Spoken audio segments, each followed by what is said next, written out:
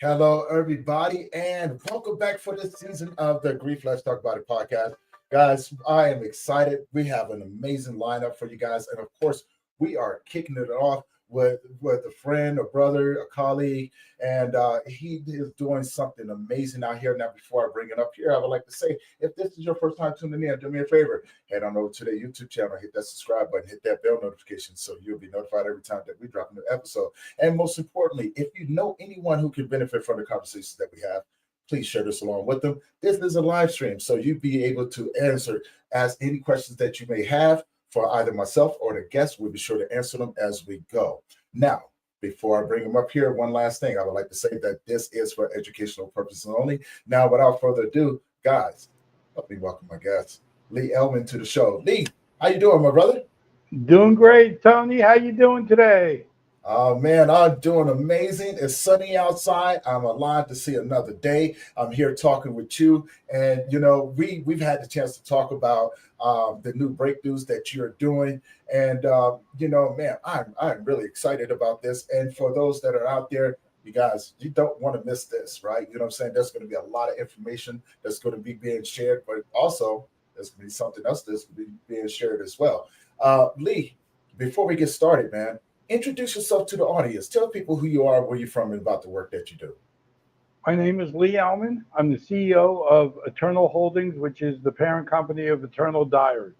And my history is I spent about almost 40 years in the television and video industry, from ABC Sports News onto Court TV, where I did many documentaries, then formed my own production company where we had multiple TV shows on the air. Series 1, Party Heat, that lasted 5 seasons, and then went on to really study the world of artificial intelligence and see how we can use these two words to help benefit people around not only the country but around the world. And that brought us to our project Eternal Diary.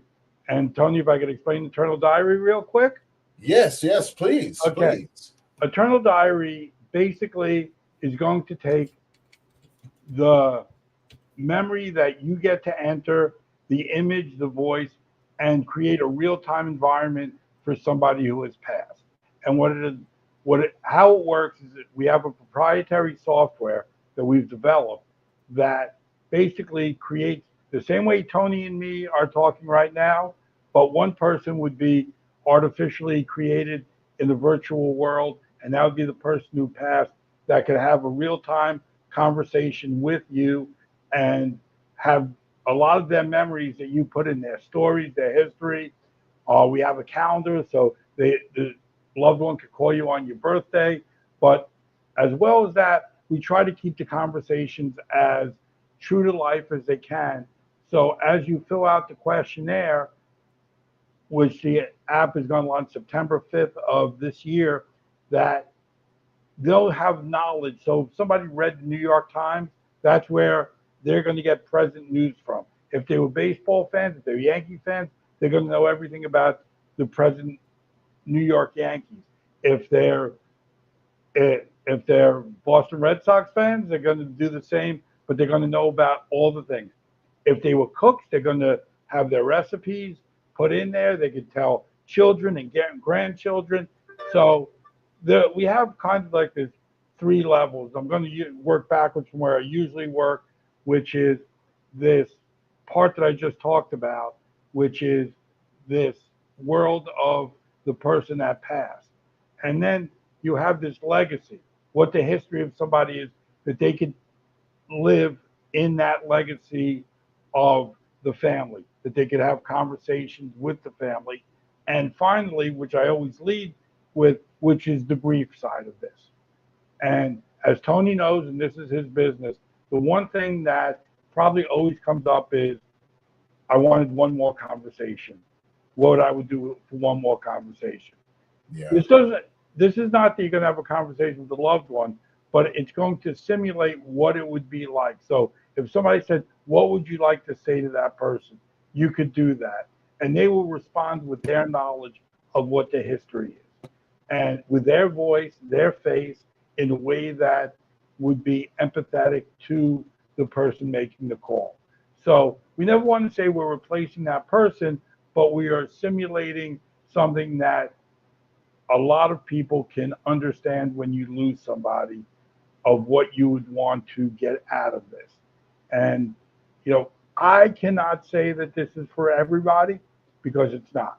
It's for somebody who wants to try this out, see if they can get over that initial hump of that grief, because it's the hardest part is of grief is getting past that the person is gone. And so we want to be able to preserve memories and preserve legacy for that person, and for you to have that private, intimate conversations with that loved one. I gotta ask because I love this concept, right? Especially someone who is in the field of bereavement, and this has been my love for a very very long time now. Going on 6 years of doing the work that I do, and I do talk to a lot of people, and I often hear, "Wish I could just tell them I love them one more time." You know how many times I've actually said that to myself, like with like my dad or something, like, because being a young man without your father, you still need some sort of guidance, right? Or you want to hear those nurturing words from your mom. And I've lost both of my parents, and there's times where I've wanted to just sit down and be like, "Hey, pops, man, I'm confused. Not quite sure what I'm supposed to do right now. You know, and I just want to have one more conversation, or even with my mother, just like, Mom, I'm not doing okay right now. I can definitely use, what I'm saying, I love you, or what I'm saying, just tell me that everything's going to be okay, because we don't get that from everybody. And most importantly, like for me, my son, I would love to tell my son one more time that I love him, right? And how precious is that, right? And you're right, and you're absolutely right. It may not be for everybody. Sometimes I think it's the fear of the unknown that comes along with it, right? How do you combat that? Uh, I think, and this was built out of grief. This was built Right. out of that my father Robert passed away in August of last year, 2024, and we went through as a family the same grief. Now, here's a man that lived a wonderful life, 87 years old. Um, he lived the way he wanted to live. So, for us, we wanted to be able to celebrate his life, but at the same time, that there's parts of the family, and I think that everybody can understand this, that when you, after the death, and especially of a older person, people come to the funeral, they'll come to the wake, different religions, to a shiva call, and they tell stories. And these stories, sometimes the family never heard some of these stories from their Right. friends, because, and so you have all these stories that basically happen once and poof, they're gone.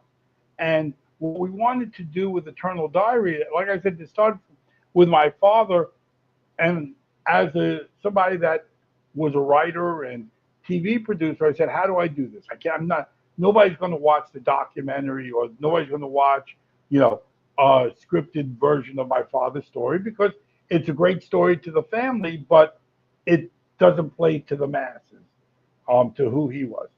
So I began Right. to write down all of his stories that I remember from, and not in any chronological order, because we don't think like that.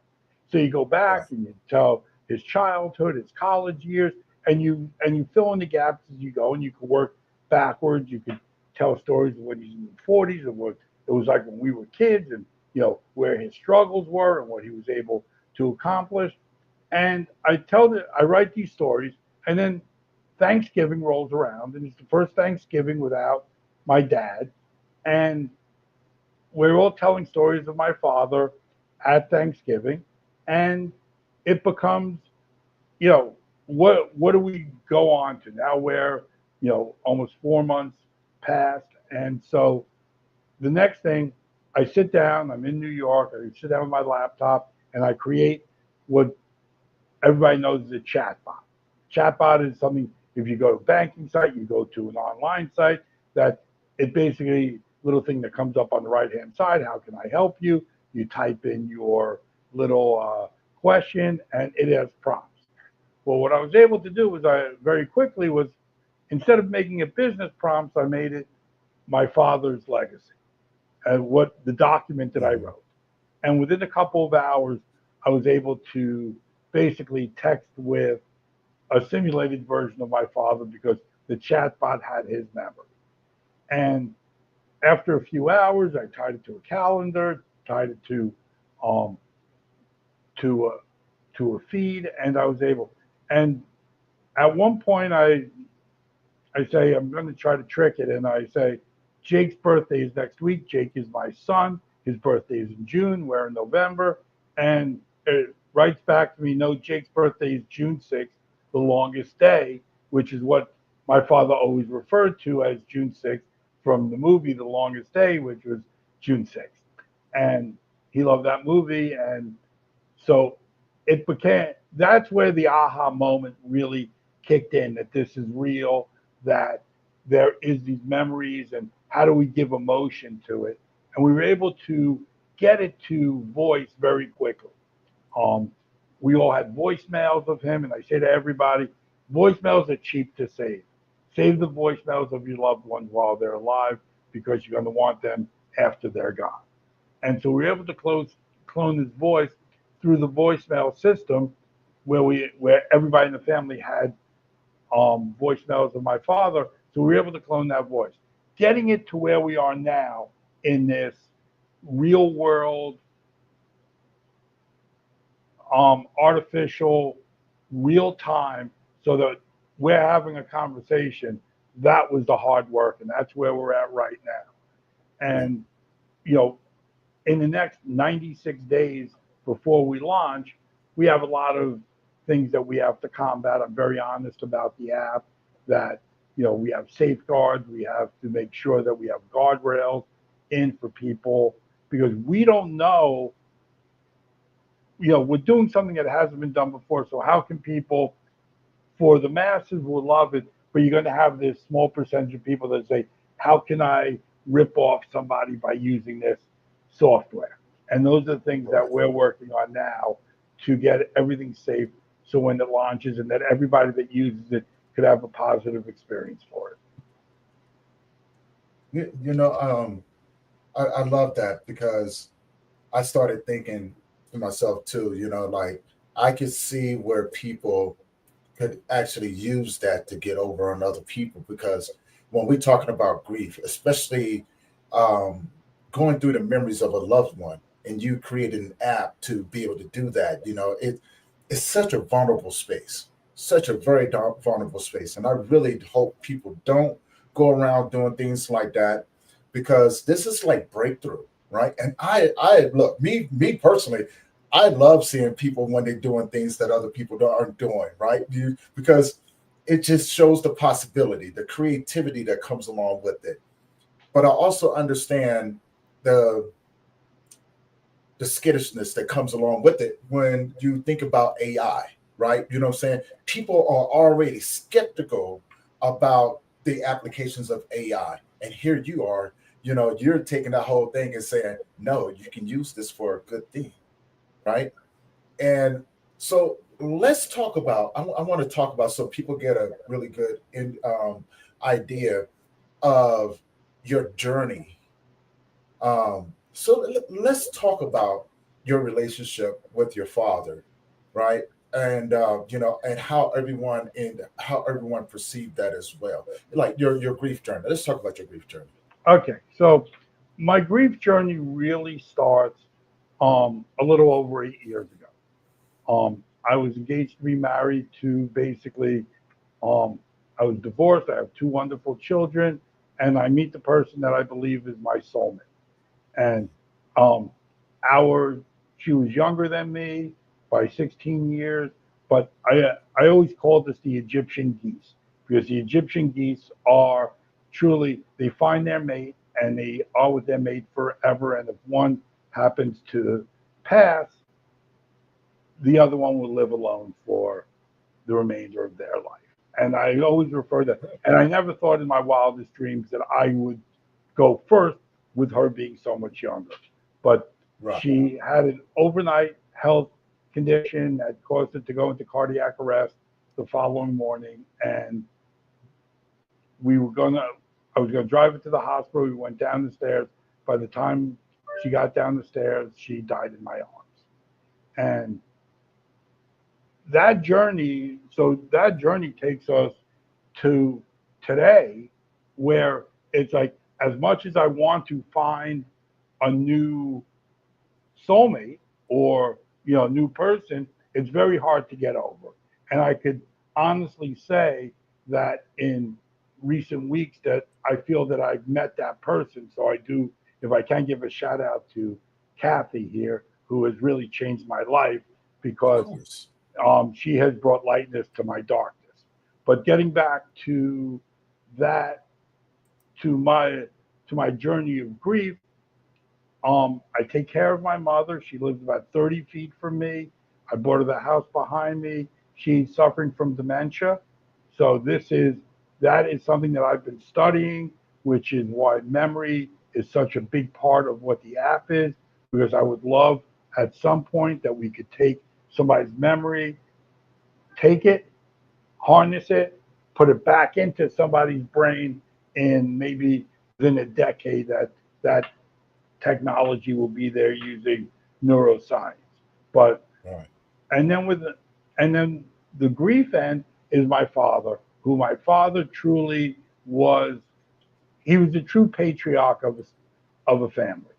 Um, he was he was there. The divorce from my mother, he was there as a father, and he would he loved life, and he was able to share. That's the greatest gift he gave me, is to understand how important life is and how important it is to enjoy life. If you say you want to do something, do it. Take that vacation, um, go out for that special meal, enjoy birthdays, enjoy anniversaries, enjoy life, because we're only here for a certain amount of time. And what you learn is, as you get older, and we're getting there, Tony, is that you can't do the things that you did 20 years ago physically. You can't do the things that you want to do because you're one accident away from having needing a hip replacement or knee replacement, and so enjoy life every day. And that's what my father was able to teach myself and my brother. And I think it's Mhm. such an important factor to how you take somebody's legacy. Now, the great thing about this app is that it's how you remember the person, because you're the one that's going to enter the data. In years to come, or even next year, people could start to use their own memory. So if you have somebody who wants to do this, they could do it. But we didn't start with that because then we're just waiting for people to die for the app to work. We become the ghouls. We're just sitting there like the funeral directors. But what we wanted to do is people like myself, people like you, Tony, can that could get involved right away and fill out the questionnaire and create this world for you, because it's only about your relationship with how you want to remember it. It's not, you know, we always say that there's three stories, right? It's his story, the other story, and the truth, right?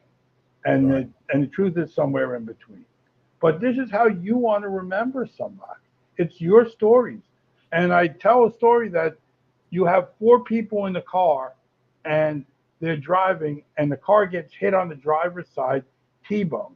Well, the memories of that accident are going to be totally different to each person in that car.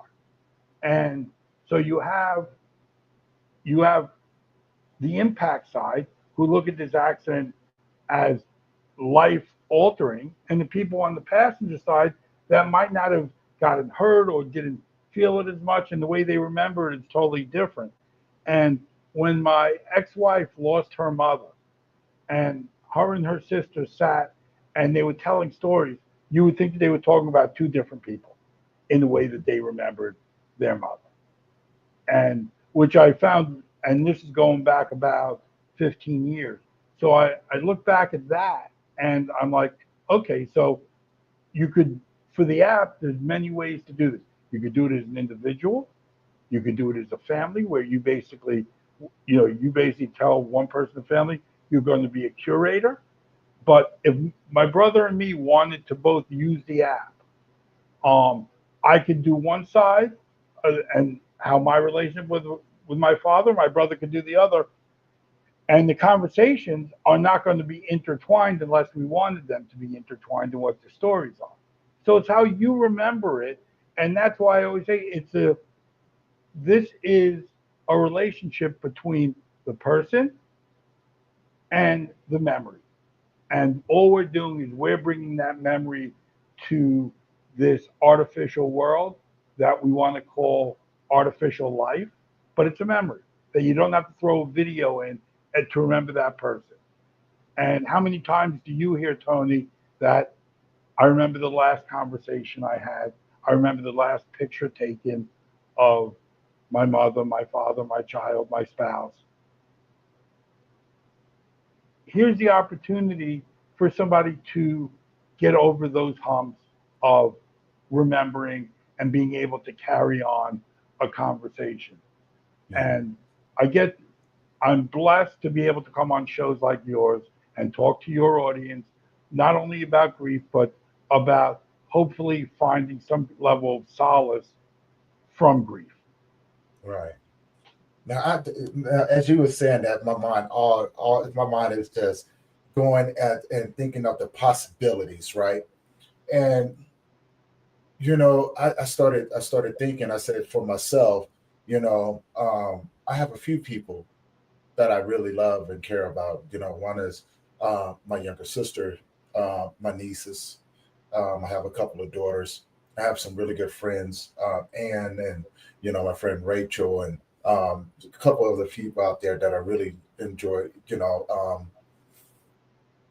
speaking with. And blessed to have them in my life. And I started thinking like, would it be possible, to plan ahead for certain things? So, say for instance, you mentioned something. Our time here is very short, right?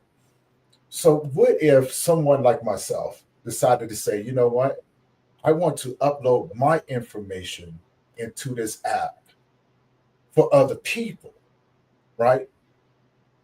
People that may not know know me very in depth, but I'm saying they know about me and things like that. And what if I can upload my information there so when the time does come, and I have to leave this place, they can go upload that app and go, oh, that's Tony. Let me have one more conversation with him. Is that a possibility?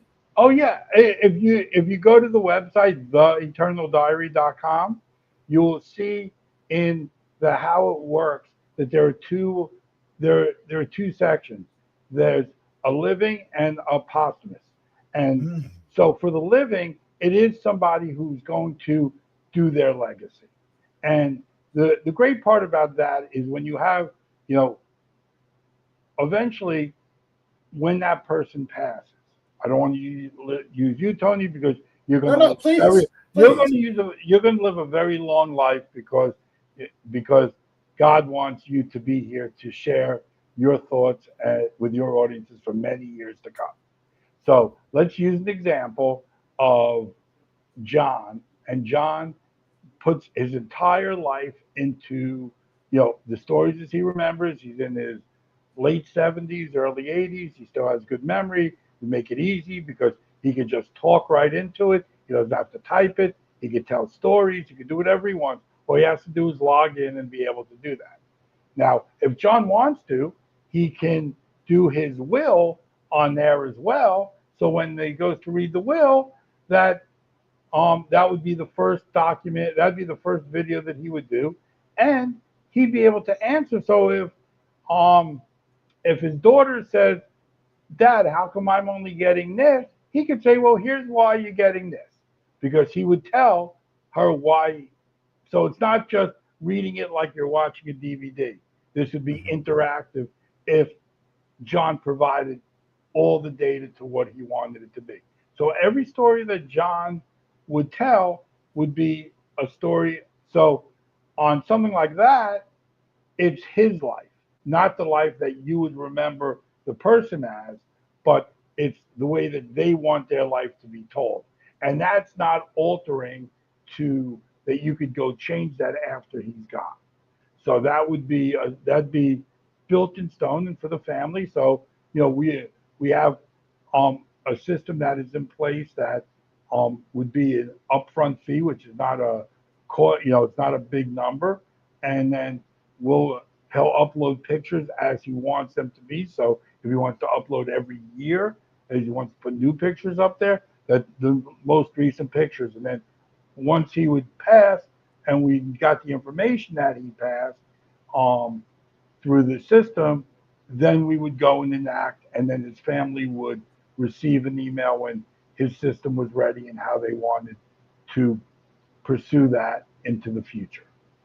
So some people may say, I'm going to pay for, 5 years after I'm gone, so my family doesn't have to do it, and it would just be a monthly fee and that would be coming out of like an escrow account into that. So we've looked into all these possibilities. That was the original concept, Tony. But like I said, we if we're waiting for people to die, it's not a great business plan unless we're in the funeral business, which I don't want to be in.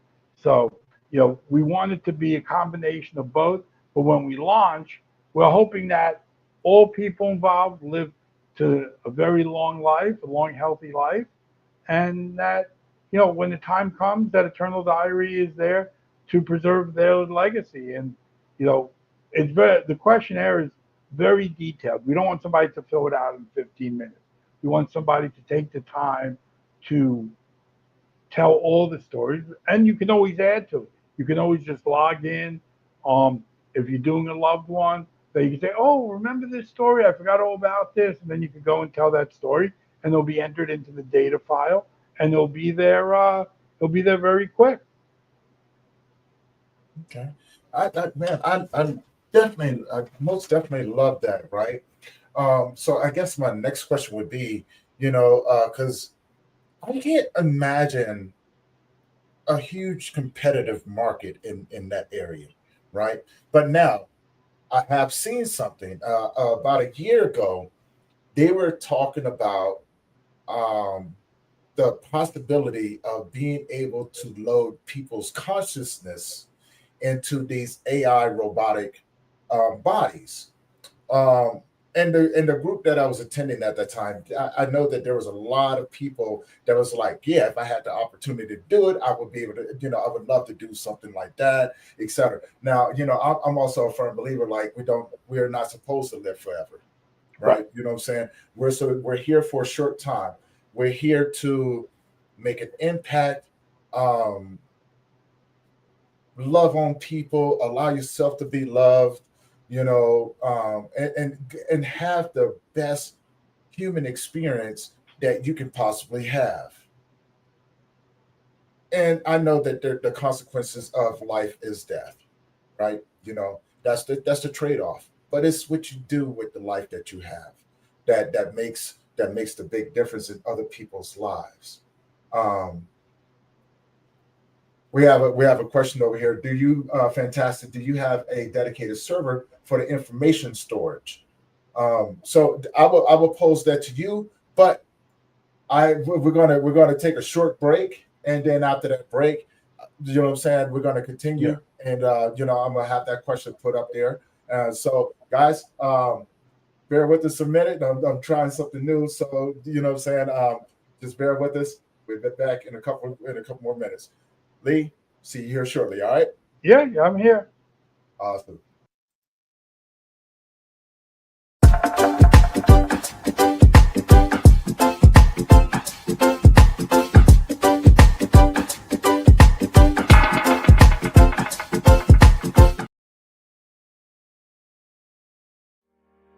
It podcast. Guys, I am excited. We have an amazing lineup for you guys, and of course, we are kicking it off. The season of the Grief Let's Talk About It podcast. We are kicking it off with the innovator. So, guys, Welcome to the Eternal Diary app, from one nation where connection never ends. With Eternal Diary, each loved one is created as a unique subject, complete with their own digital soul, thoughtfully built from voice, memories, and personal moments. Every family member or friend receives a secure username and password, creating a private portal just for them. When they log in, the eternal soul recognizes who they are, remembers their bond, and responds in kind.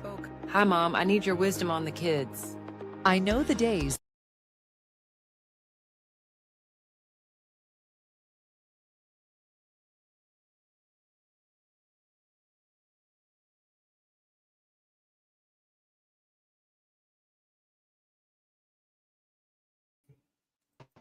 Well, we are trying. It froze up.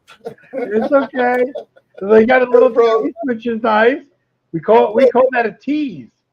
That is a tease. That is definitely a tease, man. And so it's just something that I've been messing around with the podcast and everything, trying to open it up to have more ads put in and things like that. Pretty much not really ads. I want to support people for the most part. So I'm taking people like myself who are in the bereaved field and using my platform as a way of advertising what they do.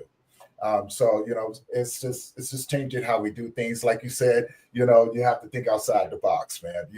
And what's the purpose of having a platform if you're not using it to uplift other people? So now back. Thank you guys for bearing with me. You know what I'm saying? But that is pretty much what I've been trying to do. We are going to get better at it. So just me on this end over here, but we're going to get it. Still a tease. People got a little taste of how it looks and works, and we'll get more as the show goes on, and then you could share that with your audience, and they could go to the website. If you want, I can answer the security questions and the server if you would like. Yes. But so I'm going to repeat the question real quick. It says, fantastic. Do you have a dedicated server for the information storage? So I'm gonna give that to you. Take it away. Okay, so our security system is, we take as serious as banking, as serious as, and what we want to compare this to is like cameras in your house. That is your own privacy world. So yes, we have a secure, dedicated server. We're running everything for security through blockchain, which, if you know crypto, it's as secure as it gets, to that it's your own personal data. We don't take credit cards because everything's going to come through the app store. So you're not worried about, the only thing that's there are the memories and the pictures and the voice. And if you want to save your memories, you can. But we truly believe that these moments are between the person and the app. And that's it. And when I say the app, because it's your eternal soul. It's the person on the other end of the phone that's doing it, but it's not that person. And I never want somebody, because, there are men, when you were talking before, Tony, about, that we're not here forever, but our legacies are, and how we're remembered are here forever. And if you go through life being a good person and you have a strong legacy from friends and family, that lives forever. This is an opportunity to be able to remember those moments with the voice and the face of the person that you are remembering. We're talking about 100 years ago, 140 years ago, when photographs were starting to come in, and people thought that it was blasphemy because it was an image taken by a device instead of being painted. Same with voice recordings. I mean, how many times did we hear through history that music was going to, destroy our souls, that the devil was, that Elvis was the devil? And so, legacy of the way that, especially through media, changes every time there's new technology. And technology just because we can do it doesn't mean that we should do it. But the people that are against artificial intelligence should not look at artificial intelligence as being in one big basket. It's in many baskets. It's it. You look at that. You look at the health care industry. Okay, pharmaceutical companies don't want to cure you; they want to treat you. The people in technology want to cure you. We want to disrupt the what there is right now and find ways using artificial intelligence to get to blood quicker, to understand why we do things, why our bodies do things that nobody else wants to study. What they want to do is they want to file a patent on the drug and then see how many different diseases that drug will cure. What in the tech industry, we want to be able to look at a disease and why does somebody get that disease and how much data do we have that we could lock up from the greatest doctors in the world that have written papers about this and be able to put that all together and find the common denominator to why people get dementia.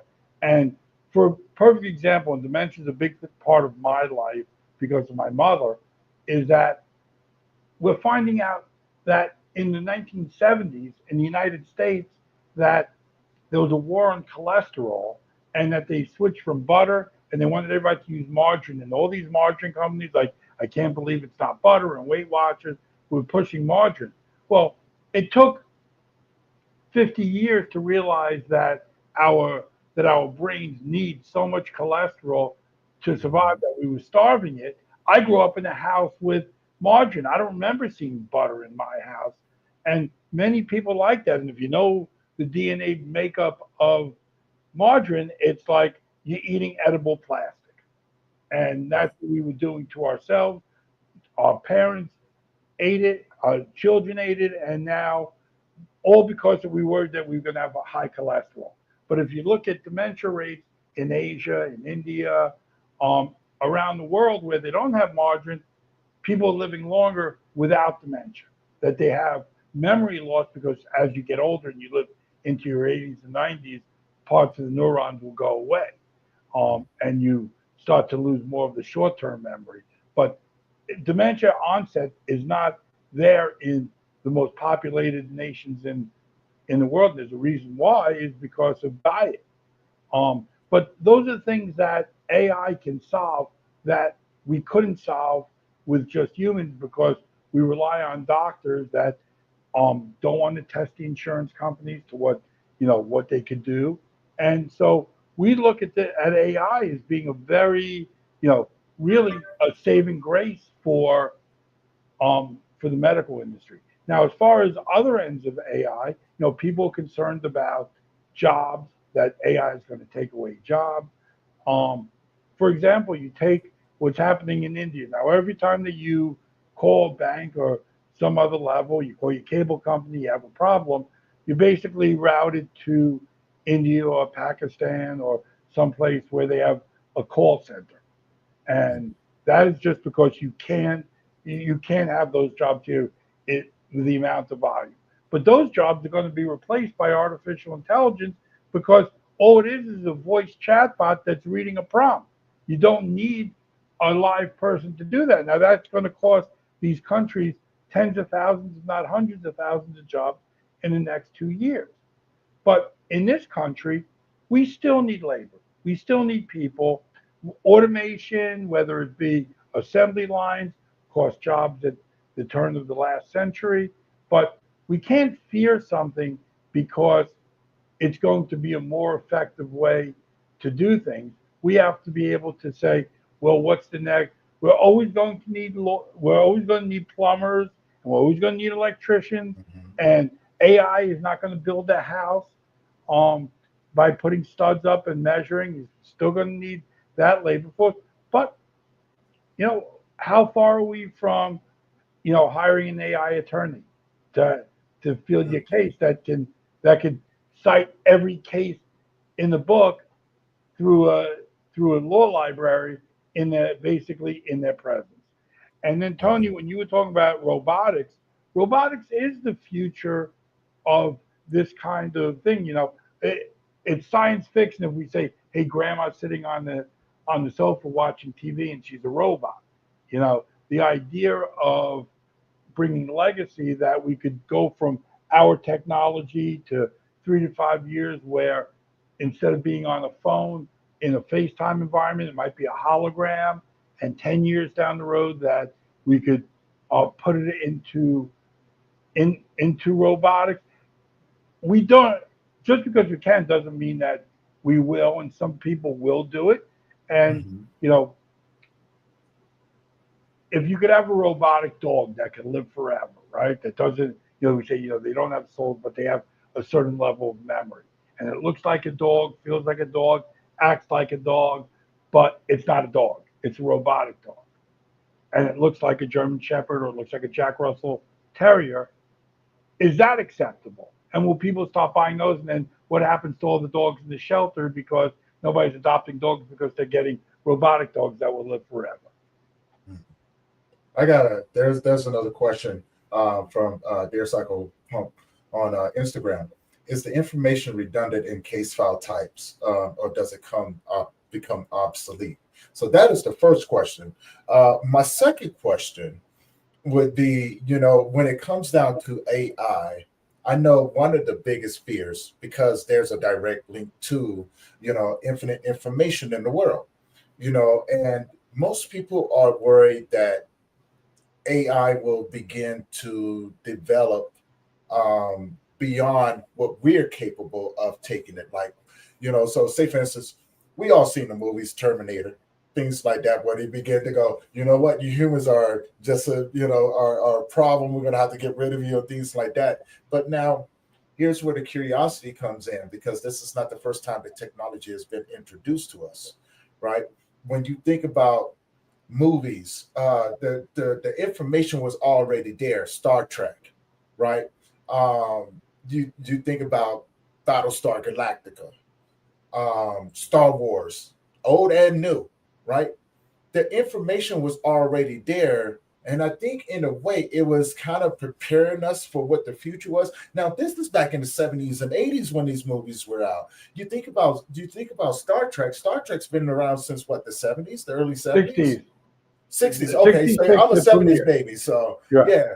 So, the information was already there. And I think it's just a matter, right now it's being recycled through.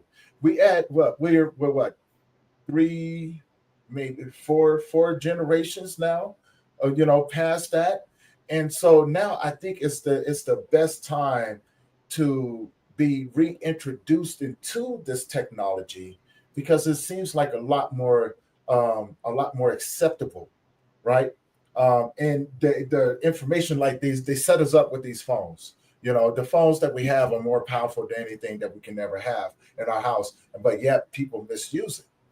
Now, using it in a way to leave that legacy, to build something, um, is such a positive thing. So, with those challenges, and I'll let you answer those questions before we move on. So, and again, I'm just going to repeat: is the information redundant in case file types? Does it come obsolete? Secondly, are you worried that with this app that will begin to take on a persona of self-regulation, um, as it begins to go, because it doesn't know the difference that it's not not here anymore, that it's not dead, and so will it begin to develop its own persona? Okay, so starting with the first question, Mhm. with the redundancy. So the way that our software is written is very much using a human probability and algorithm that our brain would use. So if you were to tell the same story 5 different times or 10 different times, it would never be told the same way verbatim, but it's the same story. It might not be in the exact same order.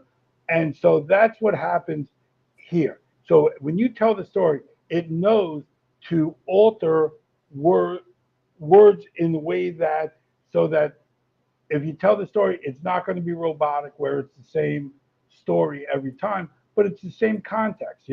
if you say we went to Disney, family took a Disneyland or Disney World trip in 1981, and we had the Disney breakfast, and my daughter met the princesses, and it's going to be it it's going to be the same way that a human would tell the story to the same the same story but differently. So it's not going to be verbatim, but it's going to be the same story in context, so that you can always ask about it, and it's never going to be the same.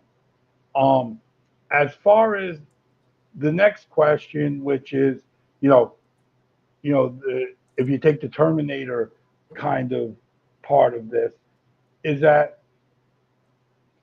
AI is going to work in a way that we we don't even know what the end product is going to be, because it's moving it at lightning Right. speed to what it can do.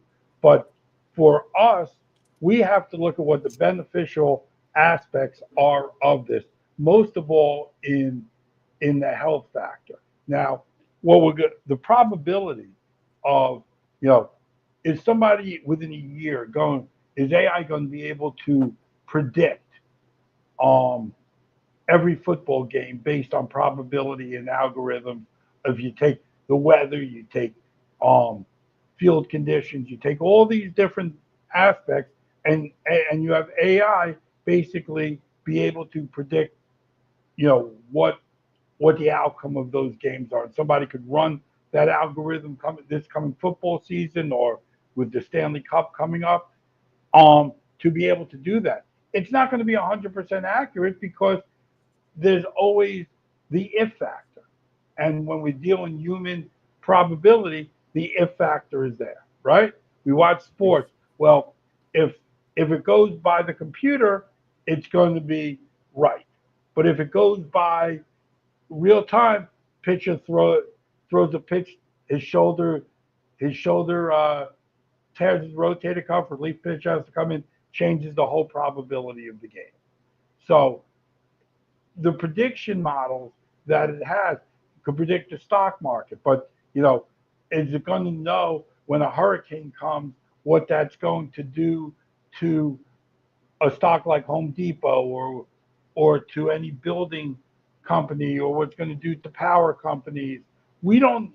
There's still what I call the God factor, where God is still in charge of all this, and God is going to be the one that's going to determine what we do and how we do it, with AI or without AI.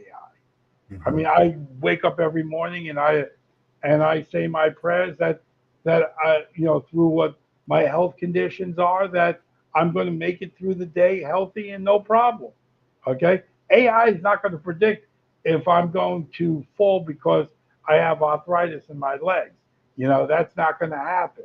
So I still go with that. It's that we could use it as a crutch, but it's not going to be the end all. That we still have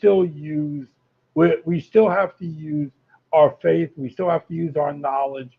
And if we want to be weak, you know, weak blobs, then sure, rely on AI to do everything. Rely on AI to do your cooking, to do your thinking. Sure, there's going to be people out there that do that, but if you wanted to live your life, enjoy it. You know, AI is not going to replace a sunrise or a sunset. It's still Mhm. the greatest thing that you're going to see. I love that. I love that. And it leads me to this question, right? Because as you were speaking, I started thinking to myself, like, I had a conversation with another really good friend of mine. As a matter of fact, I'm about to publish his article in my magazine, and he was talking about AI being a part of and you mentioned this earlier, being a part of the grief field, right? And what does that entail for individuals like myself? And I'm a strong believer in saying, although you may have AI, His belief is that, you know, AI will get to know the individual better than the individual knows himself, because he's very dependent on AI. He would get up in the morning and ask AI questions, right? And AI, his AI will answer him back, and he has genuine conversations with it. Like, I've literally have seen him do this. And so when we got to talking about it, he goes, yeah, when people go in, AI will be able to do those things. And I said, well, the biggest challenge would be AI can never mimic human emotions, right? It is a robot. It will never be able to replace the deep embedded empathy that we have. So we have that going for us as well. Now, when it comes down to fields like, and you know, like in a creative field, you know, AI can generate images a lot faster than the average human being. All you got to do is input, and then it will go through a million different images to give you exactly what you want. But then you have you have a lot of other options as well. You know, when it comes down to lawyers, yes, there's going to be a time where, you know, they just be able to turn around the screen and the thing be able to go, you know what, Your Honor, this person is guilty, right? We've calculated all the probabilities of him doing this crime, and this will be the lawyer that you've hired to get you off. Exactly.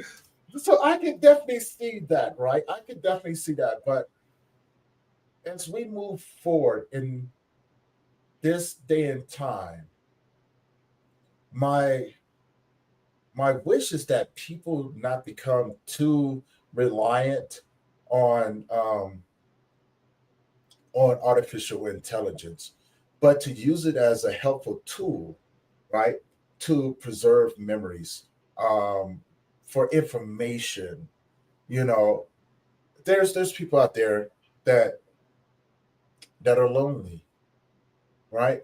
I would say use it as a way to gain information so you can become a better version of yourself, though. But don't become, and there's a reason why I'm about to say this part, but don't become so dependent on what AI gives you that you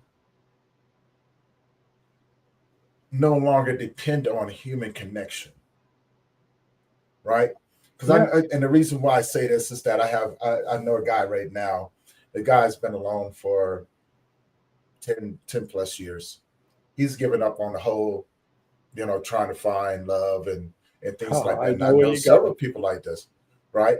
In a way, you know, I can relate to that, you know, and I get it. And I was telling him, you know, well, I was asking him, I was like, what is AI giving you that you cannot get from another human being? And this is the answer that he gave me, and it broke my heart. He goes, at least AI won't hurt me again. You know, So there's a safety. yeah.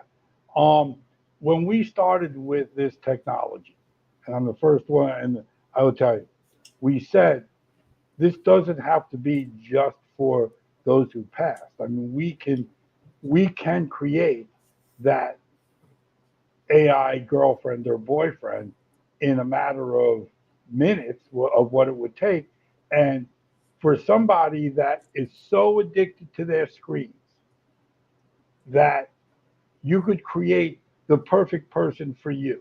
You could input what color hair, what body style, the whole thing Mhm. that you do on your dating site of what you're looking for what your prompts are. The difference is that you could control the emotion, and when I say the emotion of the way that they treat you, because a relationship is a two-way street. It's, the one thing that when you start a relationship is the word sacrifice. You have to sacrifice part of your life to give to that person so that you could find that happy blend for each of you. One person can't give 100% and the other person gives zero. We've all been in those relationships where you feel like, whether it be 1 month or 3 years, that you just wasted because the person did not give you the emotional support you wanted. But if you could create that emotional support in AI, and I'm not saying that it is, but it's very easy to get addicted when, if you Mhm. have this AI person calls you in the morning when you wake up, says, hi, honey, how you doing? What are you doing today? Go out there and get it. Be the best you can be. What people want in that to give you that emotional support. How was your day? Oh, my day was horrible.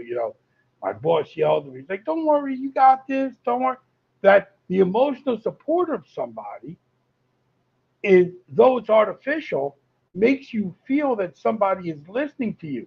And it's not for everybody. Some people feel like this is a joke, but there are people that have been very hurt in relationships that go out there, whether by grief or by breaking up or whatever, that they can, lightning sometimes does not strike twice in a relationship, that you come out of a good relationship. Somebody comes out of a horrible divorce, and the online dating world is as artificial, even though it involves real people.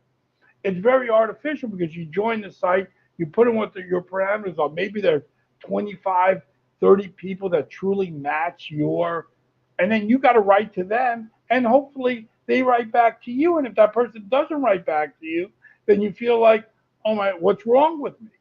So here's the opportunity in the artificial world that you could create that person that could chat with you, that could talk to you, that could be in that world. And again, it's not for everybody, but it exists. And for people that have those emotional, weaknesses, that don't want to go out, you're in your 50s, Tony, late 40s. I'll be 51 this year.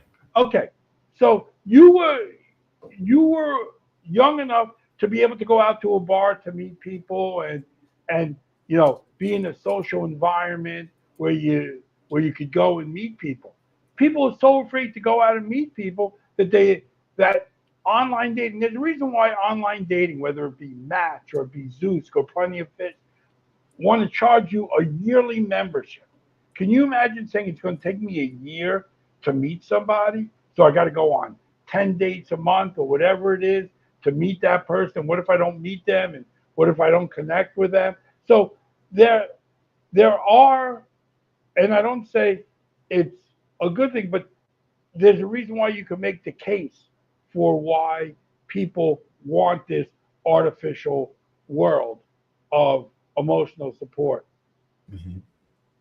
It started out with Siri or Alexa, where you talk to them, and then suddenly, it's like, suddenly you ask Alexa, Alexa, play one of my favorite songs, and Alexa knows what your favorite song is, right? Mm-hmm. Because Mm-hmm. Alexa figured out what's on your playlist and what you listen to the most.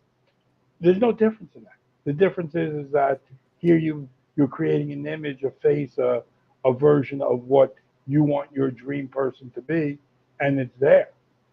And a lot of people are going to find that world to be more soothing, because how many gamers are there that go and spend 12, 15 hours a day playing a video game?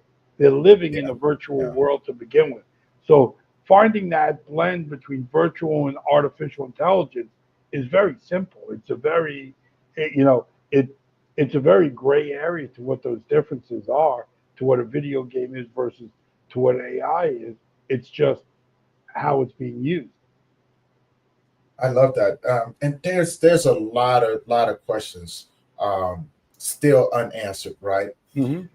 And I think I was talking about this with someone, and I can't remember who I was talking to, but I was telling them there's a movie called Eve, and just the same scenario that you just explained, just in a different way, right? So the premise behind it, they started coming out with these lifelike androids, and there was a husband and wife, and the wife was constantly working. The husband had just retired, and so she was never home. So he always felt like she wasn't fulfilling his needs, and they were on the verge of divorce. So she bought this. She bought this android, Eve, and Eve pretty much did all the things that she wasn't able to do at that moment. And there's a plot twist. There's the he began to have coitus with this robot, and he fell in love with her. which was unexpected. And then he tells the wife one day, I want a divorce. And I thought to myself, as you were speaking of that, especially the online dating world, and yes, I am guilty of the online dating world. It is We all are. such a, yeah, it's good if you know how to behave yourself. Okay. Unfortunately, I didn't know how to behave myself. Okay, I didn't know how to behave myself. I was like, oh, this is what we're doing. Okay, so I quickly had to get out of that world because I realized that I I don't know how to control myself when I'm in that world. I'm like, it just made this way too easy for me, right? So you got to be really really careful with that. Do I recommend it to people? I said, hey, do what you need to do what you want to do. If that's something that you feel that works for you, do what works for you. Right? And you're right. I'm old enough to where we used to go to the clubs, we used to go to the bars. You I could be grew up yourself. before.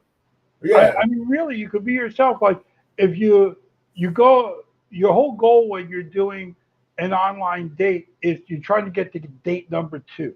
So you can't be your true self to who you are because you have to first be this introduction introductory person into your life. Like if I start talking about the craziness of what I'm doing on the first date, they're going to run away. I mean, and it's happened. I mean, I'm the first one to admit it. But when you're out and you can express who you are in a club, in a bar, face to face, that it's not this whole setup that you're meeting somebody randomly Mhm. versus a setup. The the expectations are totally different.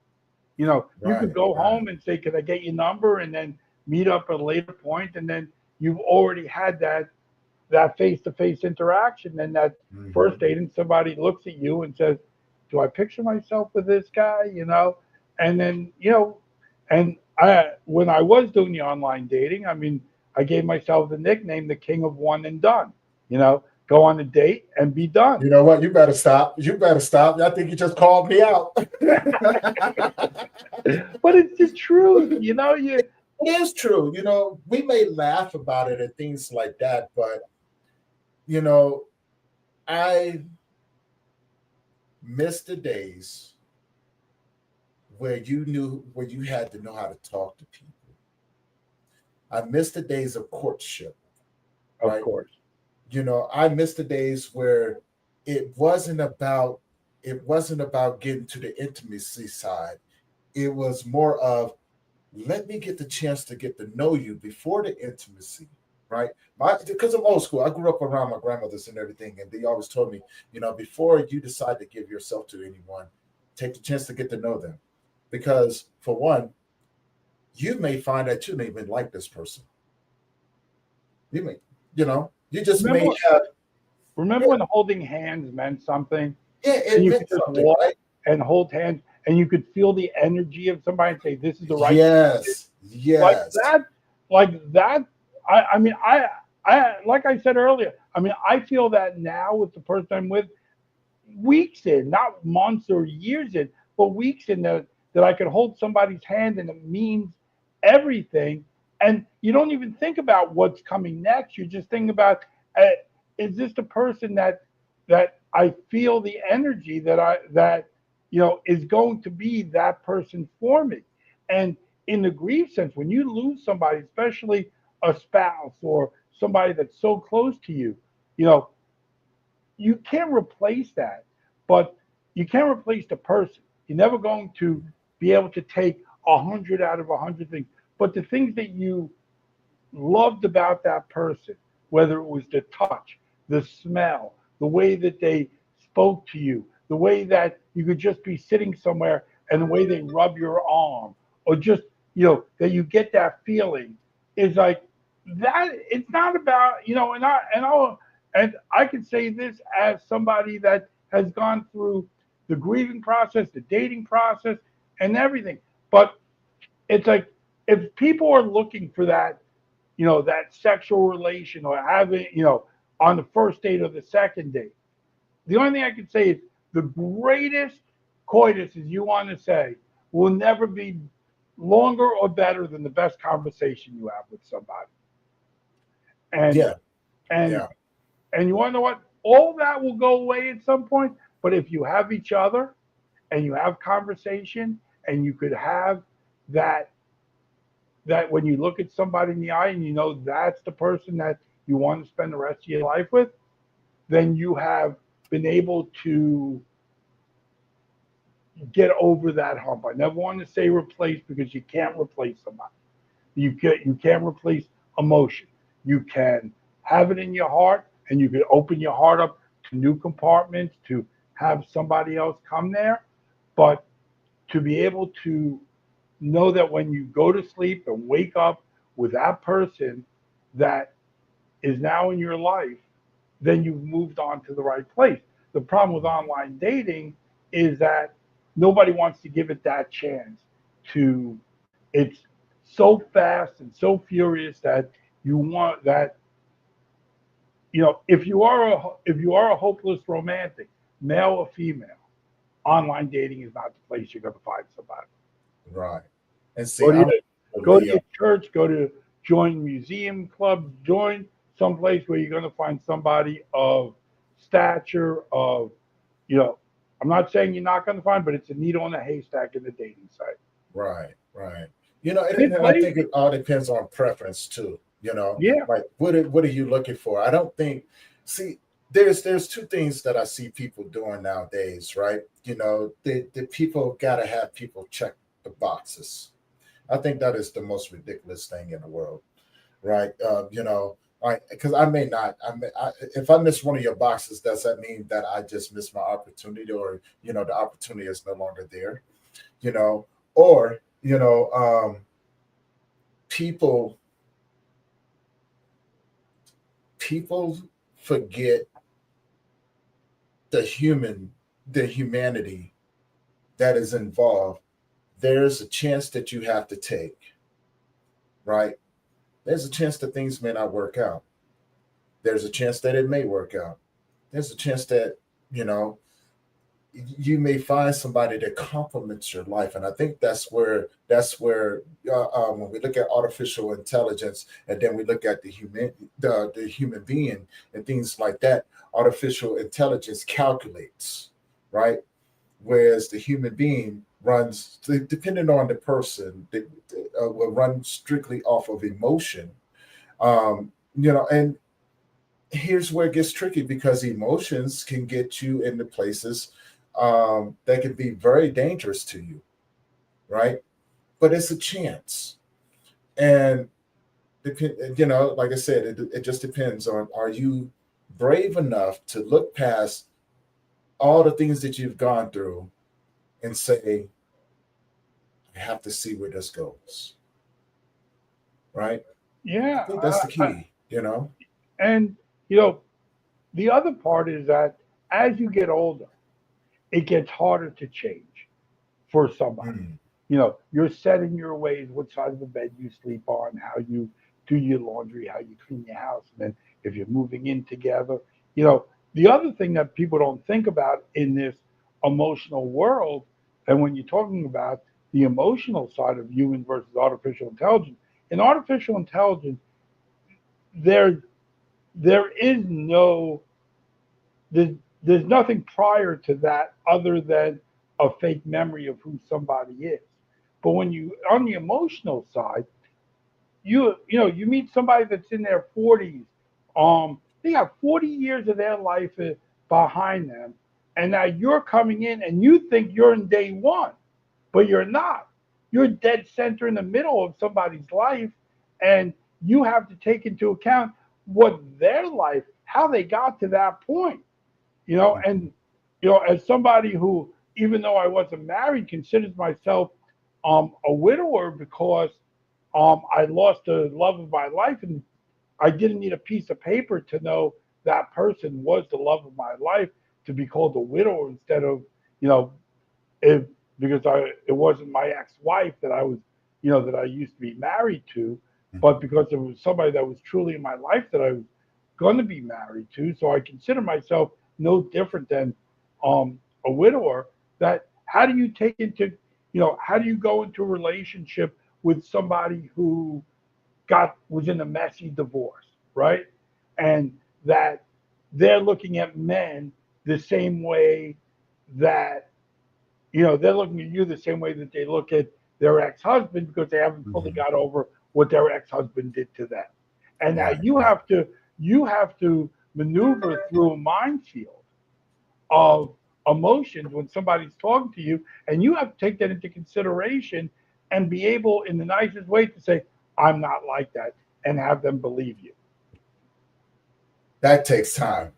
And that takes time. That takes, as I like to call it, that takes going through the mud with someone, developing trust, patience, Yeah, grace, and not only just with them, but with yourself as well. And the question that I always say, ask yourself, are you willing? Are you willing to push apart everything that you know in order to be a part of this person's life? Because this person that you're with that's going through this thing is hasn't begun the healing process. And if they have not begun the healing process, you have to understand that it's not your job to heal them. And there's a lot of things that may come around that, you may get to a point to where you just don't want to do this anymore. In turn, you're going to add to what this person has experienced in life, the trust, all of those different things. So and I think, as we was talking about earlier, I think that's where AI comes in and kind of fills that gap and says, I'm safe. yeah, You don't have to worry about me hurting you. I will give you those words of encouragement. I will make sure that I ask you how your day is going. How did your breakfast taste? How was work? Right? I right, may not be physically able to comfort you, but as a pep told me, conversation leads nation. You know what I'm saying? It's the conversation that it has, and it's the mindset of the individual that's having the conversation with this entity, or this AI, this artificial intelligence, right? Depending on how people perceive it, things like that. So it can be a lot of things factored into there, and I can only imagine the grand the huge opening of possibilities that come along with that as we begin to develop and grow within this technical era, right? And I'm excited. yeah. I'm excited to see what happens. I mean, there are people that are, that we know, um, through all different places, that don't show emotion.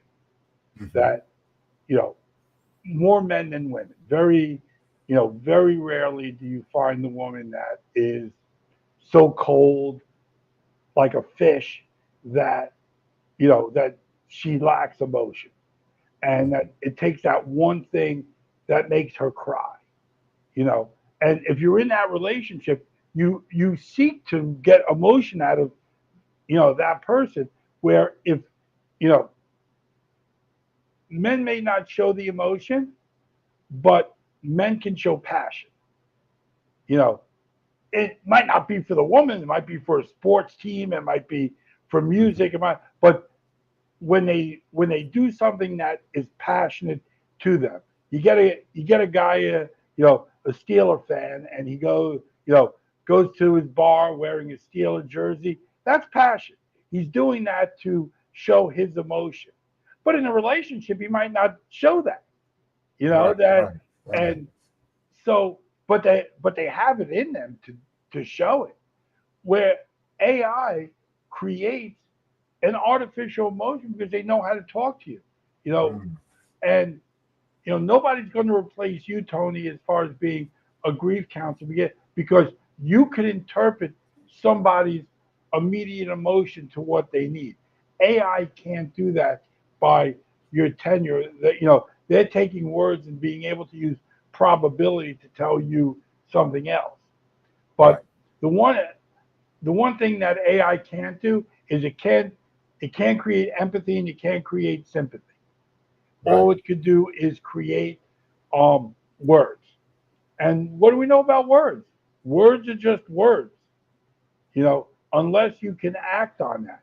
But if they say the right thing, then it comforts some. It's not going to comfort all. But Right. again, just like our app, it's not for everyone.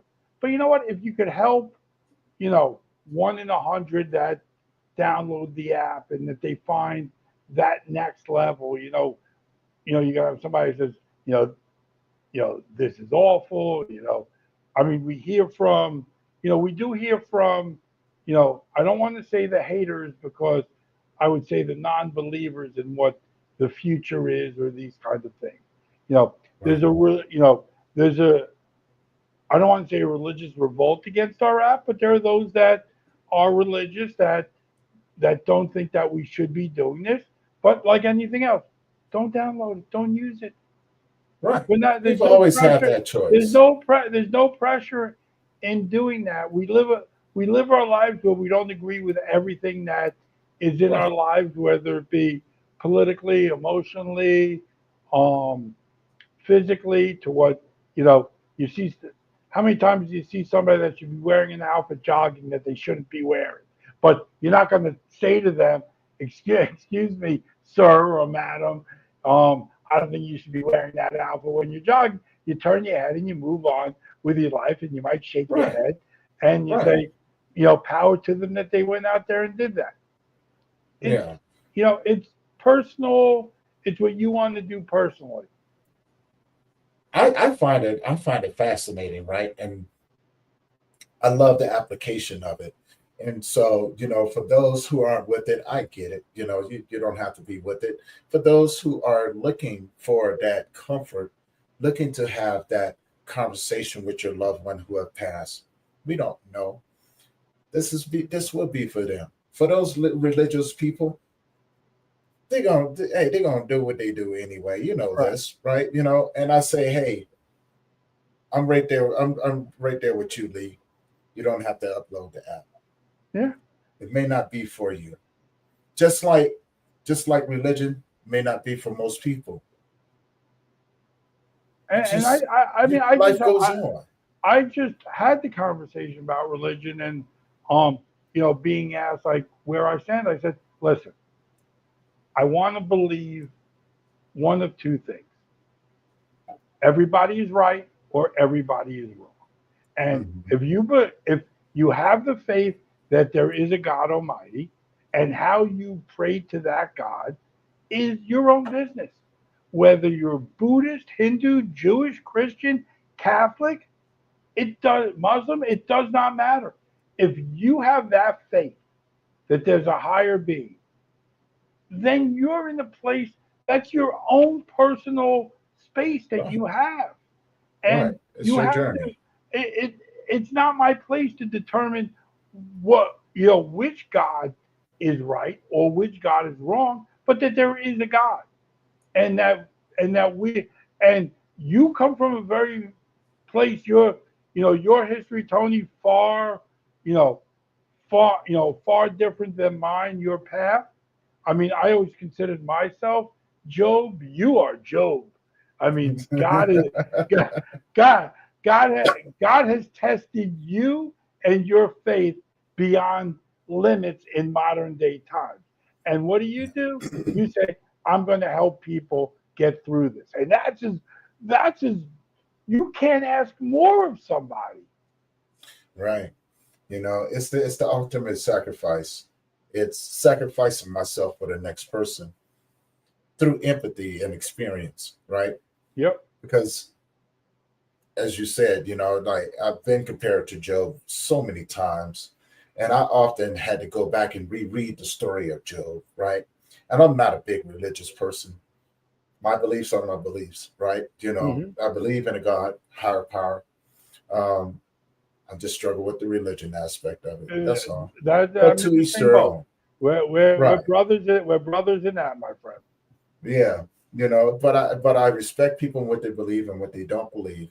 I'll often say, look, whatever you believe, that's on you. You just don't have the right to push it on me, right? Exactly. because you're not going to like if I push back. So out of respect, I can respect your journey. And I just ask that you do the same for me. Now, and now with that being said, as we begin to, man, I can talk to you forever, man. We definitely got to do a part two. Well, You know, you tell me what. You tell me when. I'll be in the same chair, my friend. most definitely, man. Most definitely.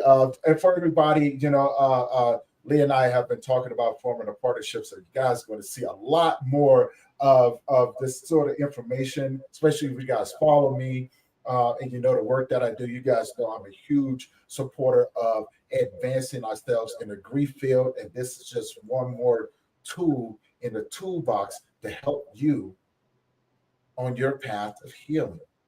We But want, for those, yeah, no, Tony, when we get much closer to launch, we will make sure that those that your listeners, your followers here, um, that we can help those that to get onto the app, to be able yeah, to work with you, to give complimentary apps to those truly that want to do it, and from your perspective that need it, we will work with everybody. It's priced right, but we can easily for you and to be able to give you know a good amount of free memberships, and you and I will discuss that for we're yeah, working right now with Tunnel to Towers Foundation to be able to work with them for first responders and soldiers lost that people want to participate. We would mhm, work with you in the exact same way. Once we know that the app is fully up and running, we will be able to work with you and the people that want to get in touch with us on the website. Just send there's a contact form. Just send a contact form, and I answer everybody. yeah. I usually do it late at night because I don't need a lot of sleep. So, I'll get back to you within 24 hours and keep you updated on how everything's going. And mention Tony, and we'll get you on the list to make sure that we get you on to get this going for you. You guys hear that, right? You know what I'm saying? His information is in the YouTube channel. So go there, check him out, right? And we're going to wrap this one up. Now, before I let you go, Lee, Yes, I sir. have I have two questions for you. Okay. First question would be, how can people get a hold of you? Okay. So the easiest way is go to theeternaldiary.com, and there's a contact form. Use that, and it will come right to me. Or if you want to email directly, it's lee@theeternaldiary.com. So Okay. real easy, Lee, Lee, at theeternaldiary.com. And again, people, I have his information down below. My second question would be, Lee, if you had a superpower, what would it be?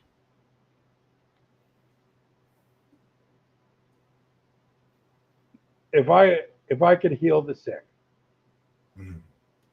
um, I wake up every day, knowing what it's like.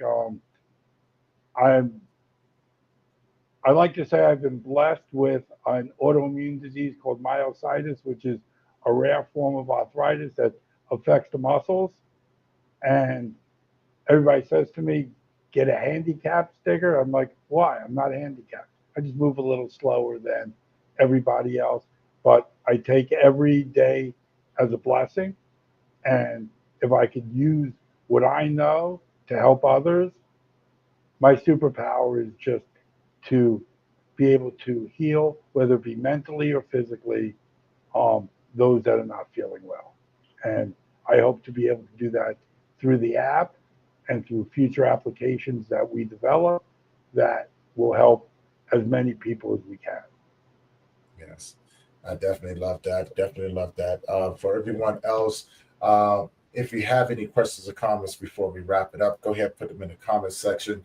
Other than that, we're going to go ahead and just wrap this one up. We're going to be doing a part two. The closer, as Lee said, the closer he gets to launching the app, there's going to be a lot of things that we're going to be doing together, and the information is going to be transferred. There's a lot of great things coming along, as I mentioned before. So we're going to have a Patreon page. We're going to have merchandise in there. So for you guys that support the channel, that you want to do more, you guys can be able to do that. If you guys would like to donate to the channel, this helps me keep content coming for you guys and getting it out there. If not, please just do me a favor.